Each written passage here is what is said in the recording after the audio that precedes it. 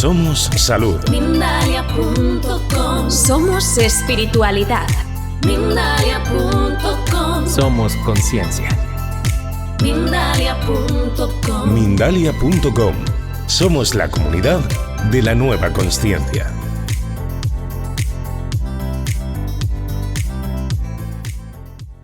Y este tema, precisamente, antes de empezar, me gustaría hacer una declaración de intenciones de lo que va a ser esta conferencia, ¿vale? Si alguien esperaba que hablásemos de los trances místicos, de las cuestiones sentimentales y demás, pues siento decepcionaros, pero no vamos a hablar de ello. Es verdad que de Santa Teresa podremos estar haciendo un curso monográfico durante un año entero y no acabaríamos, pero lo que me voy a centrar es en temas o aspectos históricos que son, pues desde mi punto de vista, bastante desconocidos. De hecho, tengo varios amigos que son muy devotos de Santa Teresa y algunas de las cosas que les he hablado no las conocían. Y por eso no va a ser un repaso biográfico, sino que vamos a ir como picoteando en aspectos singulares de su historia y vamos a tratar de ser lo más divulgativos posibles. También, para quien quisiese conocer un poco más a fondo la historia de Santa Teresa, por eso hemos empezado con estas imágenes, os recomiendo dos fuentes de información bastante interesantes. Por supuestísimo, por un lado, el libro de la vida. Esta edición, por ejemplo, que es una edición de bolsillo, es muy asequible y está muy bien.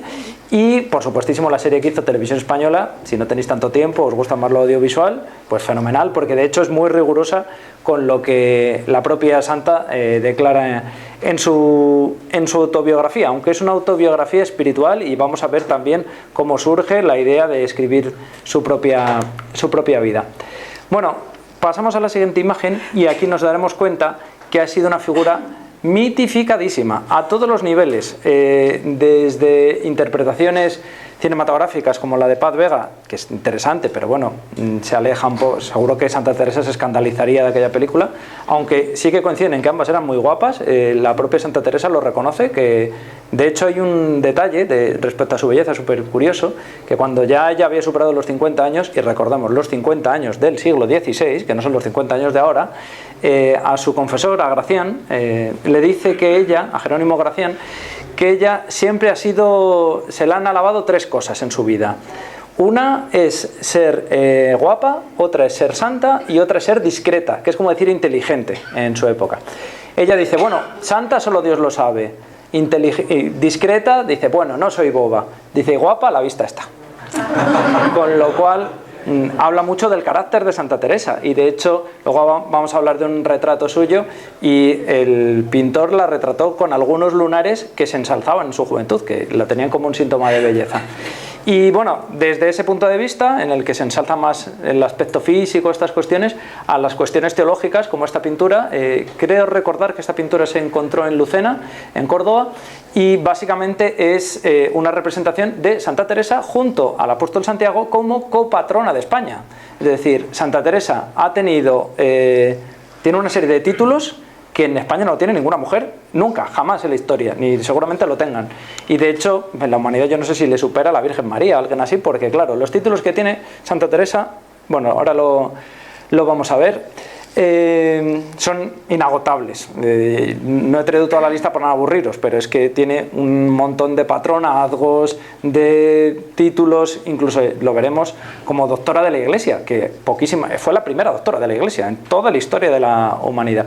Bueno, ¿qué ocurre con esto? Que eso es cierto y de hecho es muy conocido, pero no menos cierto es que fue una hija rebelde, que fue una monja sin vocación, que fue sospechosa de herejía, que fue una escritora censurada, y esto va a ser también un poco debate quizás, si fue una feminista en el siglo XVI. Porque esto, ya sabéis, es un concepto que es muy difícil trasladar conceptos y mentalidades nuestras del siglo XXI al siglo XVI, pero vamos a ver si tendría algún sentido hacer esto. Respecto a, bueno, pues todas esas titulaciones que podríamos decir que tiene Santa Teresa, las he enumerado aquí. Ella muere, esto es curioso, no hay una errata, ella muere en la noche del 4 al 15 de octubre. Muere en la noche del 4 al 15 porque hubo un cambio de calendario y se sustituyeron varios días del calendario y se acostaron el día 4 y amanecieron el día 15. Y justo coincidió con la muerte de Santa Teresa. Y bueno, ya veis, muere en 1582 y poco tiempo después, en realidad, para lo que suponen las canonizaciones y las beatificaciones, en 1614 fue beatificada. En 1622 fue canonizada. De hecho, fijaos que fue canonizada a la misma vez que San Isidro. San Isidro llevaba siglos y siglos en la sala de espera de las canonizaciones y Santa Teresa le adelantó por completo. En 1627, que esto también es interesante, es cuando consigue el título de copatrona de España. En nuestro país, como no hay una opinión que guste a dos personas igual y siempre hay discusiones por casi cualquier cosa, esto supuso también una enorme polémica entre los caballeros de la Orden de Santiago, porque decían que para qué necesitaban a Santa Teresa como patrona de España si ya estaba Santiago, que qué hacía esa señora ahí. Entonces, bueno, se montó una polémica de tres pares de narices, con Francisco Quevedo incluido en la polémica, tirando piedras hacia Santa Teresa, diciendo que cómo se iba a comparar a Santiago a lomos de su corcel con una monja. Claro, si lo ves desde el punto de vista materialista es incomparable, pero claro, estamos hablando a nivel espiritual. Pero, insisto, en 1627 el Papa concedió ese título y oficialmente, si lo dice el Papa, ya puede decir Quevedo lo que quiera, que el Papa tiene más potestad que él. Y en 1970 fue declarada doctora de la Iglesia. Aún así, aquí os he puesto otros títulos: patrona del cuerpo y tropas de intendencia del ejército de tierra, patrona de Ávila, por supuesto, y patrona también de los escritores españoles. La lista podría continuar porque hay un montón de localidades que también tienen a Santa Teresa como patrona. En definitiva, es una santa con muchísimo predicamento y muchísima fama. Yo creo que no hay nadie aquí que no conociese antes de venir a Santa Teresa.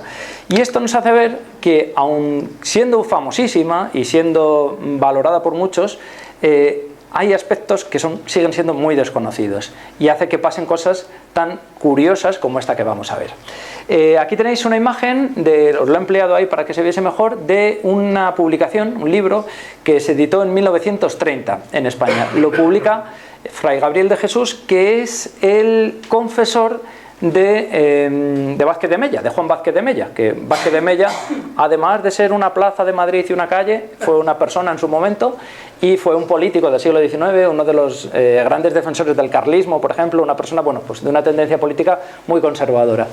Y este Fray Gabriel de Jesús publicó el libro de La Santa de la Raza, en el que definía a Santa Teresa como el paradigma de la mujer española y en la que se concentraban todos los valores de patriotismo, de unidad de España, de todas las cosas que en la mentalidad de una persona del ámbito ultraconservador en España se tenían pues a gala. ¿Qué ocurre con esto? Que de hecho esa misma mentalidad continúa pasados los años, y cuando ya se desata la Segunda Guerra Mundial, por ejemplo, y las tropas españolas, pues en este caso la División Azul, estaban combatiendo en Rusia y demás, el arzobispo Morcillo dice esta frase hablando precisamente también de Santa Teresa, que es básicamente el reflejo de la unidad nacional y el orden interior. Y sigue diciendo que fue un referente para los españoles que generosamente en el centro de Europa luchan por contener la luz de la herejía. Es decir, que al final lo que nos hace ver esto es que Santa Teresa está siendo víctima del presentismo, se está aplicando valores del siglo XXI a una persona del siglo XVI, con todos los peligros que esto supone. Claro, ¿qué ocurre con esto? Que unos años más tarde, en el año 1946, este historiador, Narciso Alonso Cortés, buscando otros documentos en la Chancillería de Valladolid. La Chancillería de Valladolid es básicamente donde iban a parar todos los documentos legales, todos los documentos de juicios, de pleitos, todo este tipo de cuestiones. Es allí donde se conservaban. Bueno, hay dos chancillerías en España, la de Valladolid y la de Granada, pero en este caso lo tocante a Santa Teresa, por su situación geográfica, era Valladolid.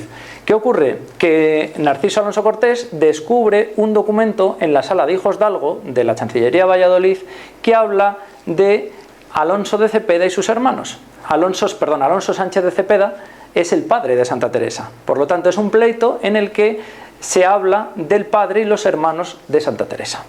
Bueno, ¿qué viene a decir este documento? Pues básicamente es que tanto el padre como los tíos sean... dato importante, ese documento suscitó tal polémica en España cuando se descubrió en 1900, claro, hay que pensar que es en 1946, si ese documento hubiese aparecido ahora no hubiese generado ninguna polémica, pero en ese momento es tan polémico que el documento desaparece. Esto, hay dos opciones. una especie de mano negra que haya ocultado el documento, que podría ser, y otros los de Barajustes de España, que a mí me ha pasado, he visto en el Archivo Histórico Nacional hay un documento perdido de un mago, y es un libro de magia, y está perdido dentro del Archivo Histórico Nacional. ¿Hay una mano negra que quiera ocultar un libro de magia? Pues estoy casi seguro que no. ¿Pero qué ocurre? Pues que muchas veces se traspapelan cosas. Cuanto más volumen de documentos haya, pues más fácil que ocurra. Lo cierto, sea una cuestión u otra, ese documento que había aparecido en los años 40 desaparece durante 40 años. De hecho, Narciso Alonso Cortés murió sin volver a ver ese documento, nunca jamás. Y en los años 80, Teófanes Ejido volvió a encontrar ese documento. Ya os digo, no se sabe en qué circunstancias había desaparecido. Pero claro, alguien puede decir, bueno, ¿y qué decía ese documento? Tampoco sería para tanto, si es un pleito el padre de Santa Teresa, ¿en qué le toca esto a Santa Teresa? Bueno, pues el documento es bastante interesante, porque ese documento, aquí vemos una imagen de, todos le conocéis, a Paco Raval, interpretando al padre de Santa Teresa en esa serie. No tenemos ninguna imagen gráfica del padre de Santa Teresa, ningún retrato ni nada, pero bueno, lo pongo aquí para que le visualicéis. Bueno, pues ese documento viene a decir que el padre de Santa Teresa y sus hermanos no estaban en derecho de los trámites que querían hacer para conseguir el título de hidalgos, porque eran descendientes de judeoconversos. De hecho dice, conversos e descendiente del linaje de judíos. Y aprovecha el documento y habla del abuelo de Santa Teresa. Y dice, que es Juan Sánchez, un toledano, que es el que se traslada a Ávila, y por eso Santa Teresa nació allí. Dicen que fue condenado el 22 de junio de 1485 a llevar un San Benito por haber cometido muchos y graves crímenes e delictos de herejía y apostasía. Bueno, esto en descargo del abuelo de Santa Teresa no era cierto. Quiero decir, sí le condenaron y tuvo que salir con el San Benito, pero ni había cometido delitos de herejía ni nada de nada. De hecho, fue voluntario. Él se autodenunció ante la Inquisición por una razón muy sencilla, porque en ese año de 1485 la Inquisición llega a Toledo y afirma que aquellas personas judioconversos que no se autodenuncien están en su libre derecho, pero también está en su libre derecho la Inquisición de investigar por su cuenta y ver qué castigo les cae. Era mucho más fácil que tú mismo te denunciases, estabas unos meses saliendo con un San Benito, la humillación pública, pero te asegurabas que no te llevan a la hoguera. Y entonces, si te dan a elegir, pues es mejor la humillación pública que acabar condenado. Bueno, ¿qué ocurre con esto? Pues que efectivamente el abuelo de Santa Teresa era judío converso a las claras, evidentísimamente. Se conoce todo el origen de esta familia. Claro, ¿cómo se come esto con la santa de la raza? Claro. Qué curioso que justo cuando ya está este libro publicado en 1930 y aparece ese documento que confirma a las claras que Santa Teresa es descendiente de judíos, pues que el documento desaparezca. Qué casualidad. Por eso digo que no está del todo claro qué pasó con ese documento, por qué desapareció, pero lo que está claro es que aquí hay un choque frontal entre la idealización que se hace de Santa Teresa desde el ámbito político y la realidad de los documentos históricos. Aquí nadie se estaba inventando nada. Entonces, bueno, esas idealizaciones desproporcionadas es de lo que vamos a tratar de huir en esta conferencia. Y de hecho, todos los documentos que os voy a ir enseñando, os digo dónde están porque son de acceso público, todos los podéis investigar y curiosear sobre ellos. Bueno, básicamente este documento que os muestro, como bien dice en la parte inferior, es un documento que se conserva en el Archivo Histórico Nacional, aquí en Madrid. Cualquiera de vosotros, si sois ciudadanos españoles, tenéis acceso físico a este documento, y si no por internet lo encontréis muy fácilmente. Este documento es un documento que escribe un fraile dominico, vamos a ver si lo podemos ver en la siguiente imagen. Es un documento que escribe un fraile dominico, por lo tanto muy próximo a la Inquisición, acusando, Fray Juan de Lorenzana, ahí lo vemos, acusando a Santa Teresa no solo de hereje, sino también de copiadora, de hacer un plagio a un místico francés. Este documento también es interesante. Como es del siglo XVII ya, más o menos, de 1593, estamos a los albores ya del siglo, casi a los albores del siglo XVII, la letra, la caligrafía se entiende. Y de hecho, aquí más o menos lo podéis entender. Vamos a ver si lo encuentro exactamente. Dice, y porque está en esta obra, hay cosas sacadas de Ludovico Blosio que anda en latín y en romance.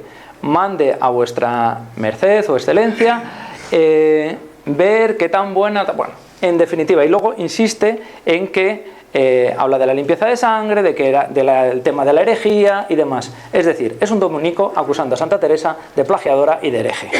Claro, en 1593 también ya le vale, cuando Santa Teresa ha muerto hacía casi 10 años y no se podía defender. Por lo tanto, ¿qué es lo que estamos viendo? Pues que Santa Teresa en su misma época no tuvo a todo el mundo a su favor y hubo personas que la consideraron, ya os digo, una auténtica hereje. En realidad, de hecho, en 1570 Santa Teresa fue procesada por la Inquisición, tuvo que declarar ante la Inquisición. Luego fue por una riña entre una antigua religiosa que estaba en su convento que se la jugó, básicamente. No hay ninguna prueba que demuestre que Santa Teresa fuese una hereje como tal, ni que defendiese ninguna herejía. Pero sí que es cierto que estas acusaciones, ya os digo, son muy próximas a su época, y aquí tenemos a ese Ludovico Blosio del que habla, es en realidad el místico francés Louis Blois. Lo que pasa es que en España, como se castellaniza todo, pues se le llamó así. Bueno, de hecho él publicaba, en realidad no es una castellanización, sino una latinización, se le ponía ese nombre de Ludovico a los que se llamaban Luis.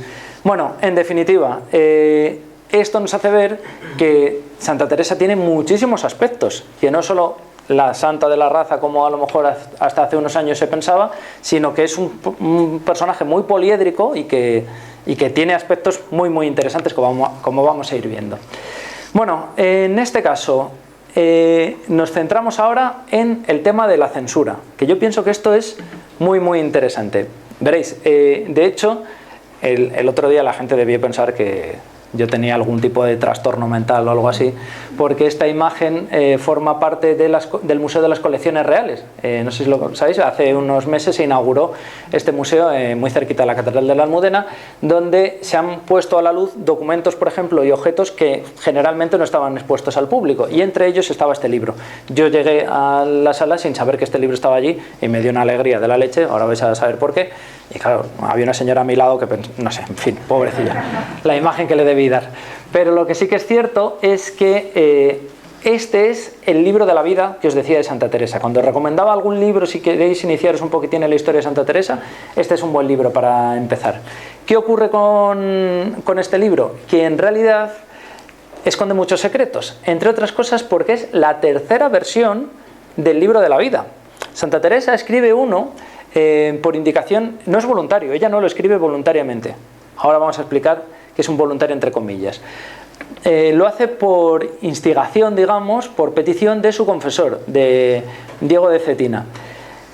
Todo apunta que Santa Teresa, que era una mujer con una inteligencia extraordinaria, era capaz de mover los hilos de tal manera que los deseos que ella tuviese era capaz de inoculárselos a sus confesores para que sus confesores se lo pidiesen a ella para que lo hiciese. Si Santa Teresa quería escribir una biografía, antes de tener la ocurrencia de decirlo públicamente que quería escribir una autobiografía, jugaba sus cartas para convencer a su confesor para que éste le indicase que escribiese su autobiografía. De tal manera que ella siempre dice que ella hace lo que le piden, que no está haciendo nada por voluntad propia, cuando hay cosas con la Inquisición y demás. Bueno, lo cierto es que ella lo escribe como una especie de penitencia. Las dos primeras versiones, porque ella escribe esta que le pide Diego de Cetina, se pierde, vuelve a escribir otra que también se pierde y finalmente queda esta. Como veis, lógicamente es el manuscrito. Santa Teresa escribió muchísimo. Tanto es así que se podría identificar si es de Santa Teresa o no por la caligrafía, porque se conoce perfectamente la caligrafía de Santa Teresa. ¿Qué ocurre? Que este libro tiene tras de sí toda una aventura, porque de hecho lo que yo no sé es cuál de las tres versiones es la que llega, por ejemplo, a manos de la princesa de Éboli. No sé si lo sabéis, pero bueno, la princesa de Éboli, una de las grandes aristócratas de ese momento, fue enemiguísima de Santa Teresa. Fue una pelea de gatas auténticamente, porque ambas eran mujeres de muchísimo carácter y colisión de trenes, evidentemente. Y hay un momento en ese enfrentamiento en el que Santa Teresa ve cómo la princesa Éboli, que le había pedido muy encarecidamente que le dejase el libro de su vida para leerlo, se está mofando de Santa Teresa, leyendo públicamente el libro de su vida y riéndose de ella. Ya digo que no sé si es este ejemplar en concreto o alguna de las versiones anteriores, pero lo cierto es que este libro ya suscitó mucha polémica en su época. Tanto es así que el libro acaba en manos de la Inquisición. Pero claro, Santa Teresa ya había sido lo suficientemente inteligente, vista que se habían perdido esos ejemplares, como para hacer otras copias. Y ahora vamos a ver dónde va a parar una de estas copias. Bueno, el que os he enseñado acaba en manos de este señor. Y diréis, hombre, pero si esto es un personaje del entierro del conde Orgaz. De hecho, San Agustín en el cuadro del entierro del conde Orgaz. Bueno, todo apunta a que es un retrato a lo divino. Es decir, que en realidad el Greco, para representar a San Agustín, lo que hizo fue tomar como modelo al arzobispo de Toledo, a Gaspar de Quiroga. Entonces, que era el inquisidor general en ese momento. Por lo tanto, os he traído esta imagen para que le visualicemos. El libro estaba en su poder, al fin y al cabo. Era el inquisidor mayor de España en ese momento y el libro ni se publica ni sé absolutamente nada, porque ese libro poco menos que estaba prohibido en ese periodo. ¿Qué ocurre? Que cuando esa otra copia que había hecho Santa Teresa acaba en manos de esta mujer, todo cambia. Porque claro, esta señora no es una mujer cualquiera, es María de Austria, es la hermana mayor de Felipe II y emperatriz del Sacro Imperio Germánico. Tú puedes ser el inquisidor mayor de España, pero ella es la archiduquesa de Austria, claro, entonces ahí hay confrontación de poderes. Y ella decide que quiere tener el libro original y habla con la mano derecha de Santa Teresa en ese momento, la heredera en cierto sentido intelectual de Santa Teresa, que es Ana de Jesús, Sor Ana de Jesús, y esta le explica a María de Austria que ya no puede hacer nada, porque el libro original está en manos de la Inquisición, de tal manera que ella mueve hilos con su hermano, con Felipe II, para que Quiroga les dé el libro y ese libro se publique. Y efectivamente es lo que ocurre. Finalmente, el propio Quiroga, ahora le vamos a ver en la siguiente imagen, ahí le veis que tiene cierto parecido al cuadro del Greco, ese sí que es un retrato ya canónico suyo. En el año 1587 decide que ese libro salga de los anaqueles perdidos o prohibidos de la Inquisición y se lleva a la imprenta. Y elige a un editor. Claro, el libro no solamente hay que publicarlo, hay que maquetarlo, hay que corregirlo si tuviese faltas de ortografía. Bueno, ortografía en aquel entonces no existe como tal, pero bueno, que tiene un proceso editorial.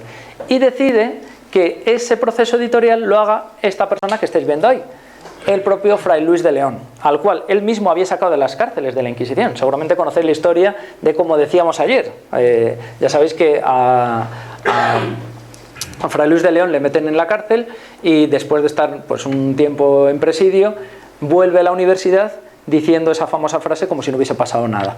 Bueno, pues él, que tenía amplios conocimientos en el mundo editorial, es el que publica el libro el libro de la vida y todos los otros libros que ya en ese momento se van a publicar de Santa Teresa. Claro, hasta aquí todo bien.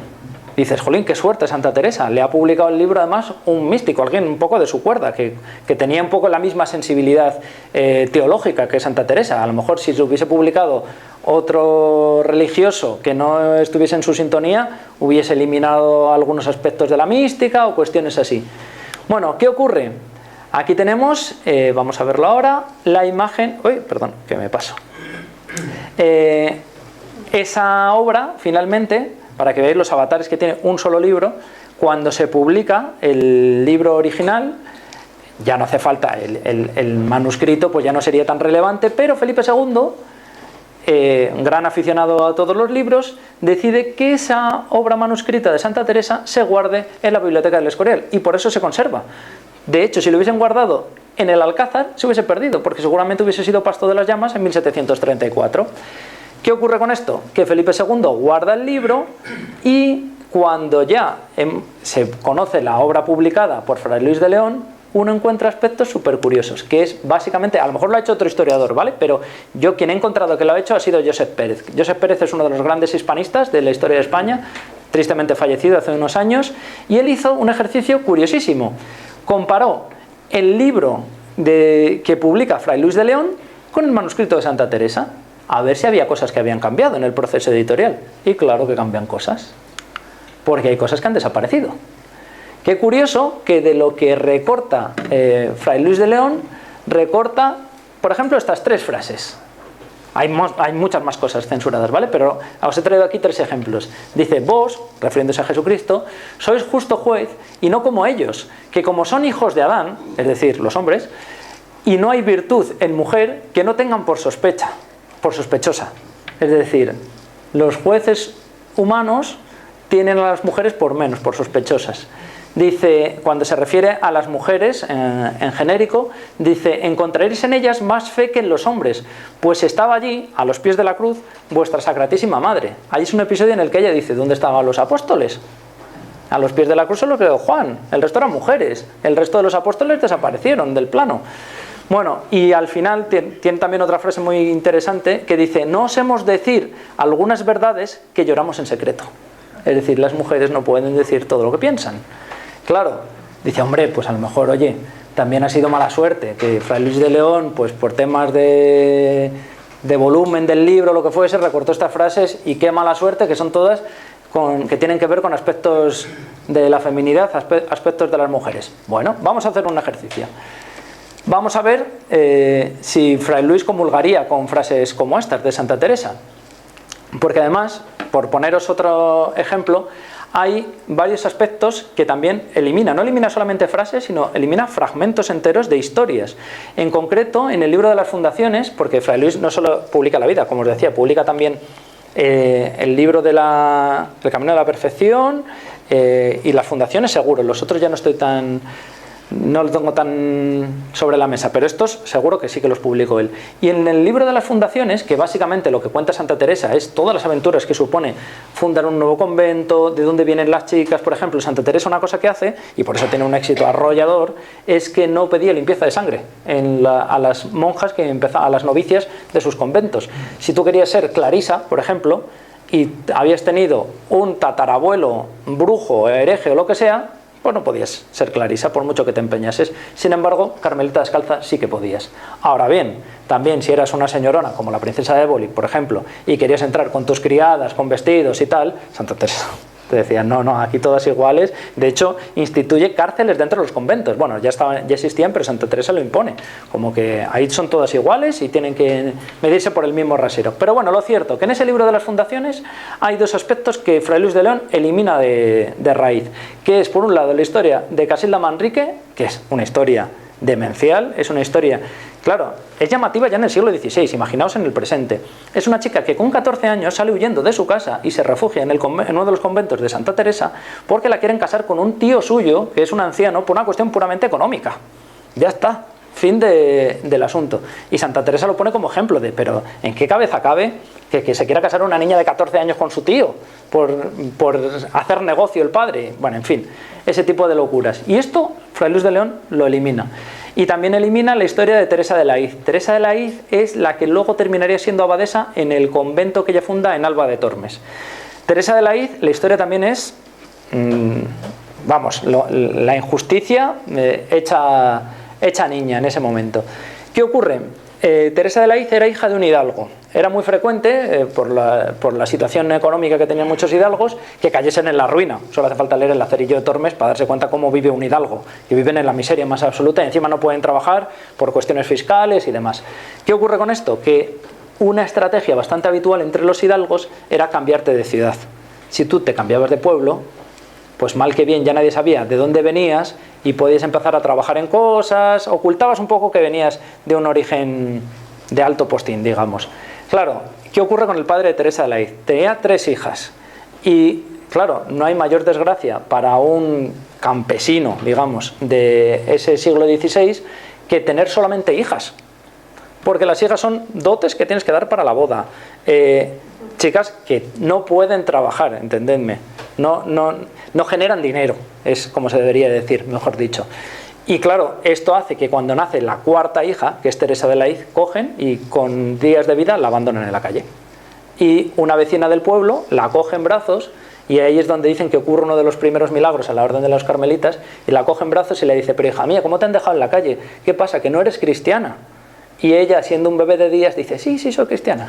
Bueno, esa es la anécdota que cuentan. Pero lo mollar es que habían abandonado a una niña de días en la calle por haber nacido niña, así de fácil.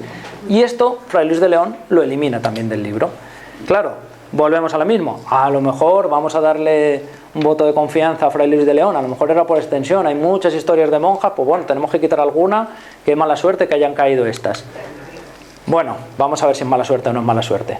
Porque Fray Luis de León también tiene una opinión. Y tiene una opinión que ha quedado por escrito. Vamos a ver si podemos pasar. Aquí lo tenemos. Fray Luis de León De hecho, esto hace años se hacía como costumbre. Yo os pediría que no lo hicieseis nunca más, porque esto es una cosa bastante horrorosa, que era regalar en las bodas a las novias la perfecta casada. Que está bien regalar libros, pero no se lo regaléis el día de su boda, porque regalárselo en otro momento, porque claro, el libro es el despotrique más absoluto, que ninguna chica, yo creo que del siglo XXI, convulgaría con eso. Bueno, aquí os he traído algunos fragmentos para compararlos, ¿vale? A la izquierda fragmentos de Fray Luis de León, a la derecha fragmentos de Santa Teresa. Dice que por más áspero y de fieras condiciones que el marido sea, es necesario que la mujer lo soporte y que no consienta por ninguna razón que se divida la paz. Eso dice Fray Luis de León en La Perfecta Casada. Claro, La Perfecta Casada es la Thermomix, es un robot de cocina, es una cosa que no tiene ni voz ni voto ni nada, ni personalidad ni nada. Y Santa Teresa dice: así como dicen, ha de hacer la mujer para ser bien casada con su marido, que si está triste, sea mostrar ella triste, y si está alegre, aunque no lo esté, alegre. Mirad de qué sujeción os habéis librado, hermanas. Es lo que dice a sus monjas. Dice, esto con verdad, sin fingimiento, hace el Señor con nosotros, y que Él se hace sujeto. Él es Dios, claro, evidentemente, y quiere que seáis vosotras la señora y andar Él a vuestra voluntad. Claro, es decir, si te casas con Dios, es todo lo contrario. Es Dios el que te baila el agua a ti, claro. Y por otro lado, Fray Luis de León dice: así como a la mujer buena y honesta la naturaleza no la dio para el estudio, ni las ciencias, ni para negocios de dificultades, sino para un solo oficio simple y doméstico. Así, con toda su cara. Es decir, las mujeres no os podéis ocupar de nada que escape de la cocina. Con lo cual, claro, cuando comparamos con lo que dice Santa Teresa, dice: y así no os espantéis, hermanas, de lo mucho que he puesto en este libro, es el camino de la perfección, de lo mucho que he puesto en este libro, para que procuréis esta libertad. ¿No es linda cosa que una pobre monja de San José pueda llegar a señorear toda la tierra? Claro, de no salir de la cocina a ser la dueña del mundo. Pues hay un abismo intelectual entre Fray Luis de León y Santa Teresa. Con lo cual, ahora ya lo dejo a vuestro juicio. ¿Es casualidad que haya quitado solo los fragmentos vinculados a las mujeres? Pues parece que no, claro, evidentemente. Claro, ¿qué ocurre con esto? ¿Que podríamos hablar de Santa Teresa como una feminista? Pues seguramente no, porque a Santa Teresa, si tú le dices que si es feminista, nos metemos en una máquina del tiempo, no sabe ni de lo que estamos hablando. Pero sí que está defendiendo las mismas cosas, evidentemente, que cualquier feminista de otro momento histórico, que es básicamente pues la sensatez y el sentido común, evidentemente. Claro, además, Santa Teresa, no os penséis que solo dice cosas buenas de las mujeres, ¿eh? Hay una gran frase célebre de Santa Teresa que es: muchas mujeres juntas, Dios nos libre de semejante peligro. Claro. Somos salud. Mindalia.com. Somos espiritualidad. Mindalia.com. Somos conciencia. Mindalia.com. Mindalia.com. Somos la comunidad de la nueva consciencia.